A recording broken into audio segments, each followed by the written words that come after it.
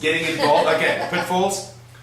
Getting too involved in, you perceive your child to be an extension of yourself. Therefore, you are involved in them sorting out their problems. I need you to be separate and let them sort out their own problems and help them. Give them the tools, but here's the screwdriver, you sort it, but mental tools. You do it, because that will teach them life skills. Very often, if you're too involved and you help out, it's a short-term benefit, but the long-term negative is they're always going to turn to you and they're going to ask. And it's not a bad thing to ask, but I'd like it only at the last resort when things are really bad. That's one pitfall. Another pitfall is pulling them into the sport and using too much of a stick versus a carrot. I like to say it's like having a puppy. The more you chase after it, the puppy will run away. The more you run away, they'll come at you. Okay, so it's a delicate dance.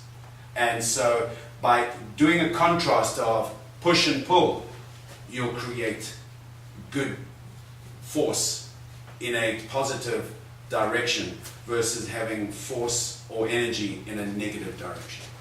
And always try any kind of opportunity that you see good, reward that.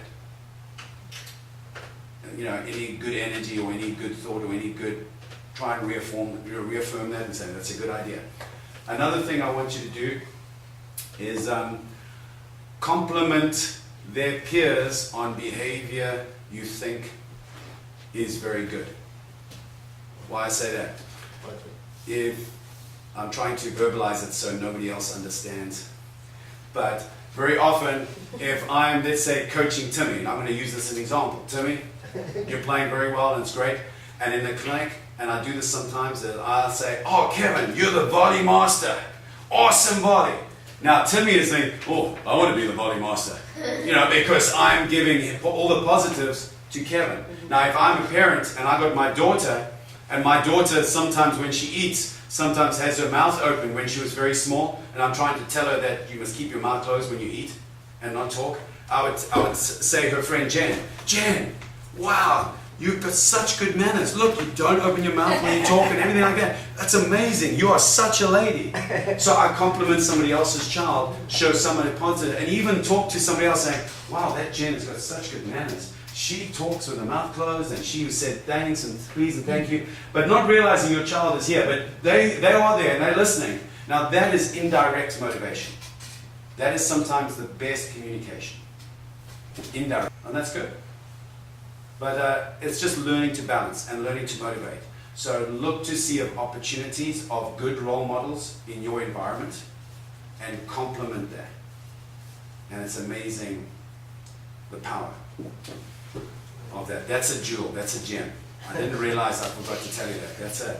So try and use that. What other things? Save money, how to save money is it? How to save money is deep practice. Like I told you, actually, don't give too much, like, we can give you lots of lessons, but they need lesson. Practice. They need a private lesson sometimes where I can give them all the information. At clinic, I can give him maybe 3 bits. Match, he learns a lot. The wall, very good. One of the problems is you always spend money when, people always spend money when the children are good or right in the beginning. What do you think people spend the most money? No, in fact, they spend it right at the end, which is actually wrong. They should spend their money in the beginning. You should get your best coaching right in the beginning. Because remember the first thing I told you all those years, like months and thousands? Do a good beginning. Never underestimate a good beginning. It sets you up for the rest.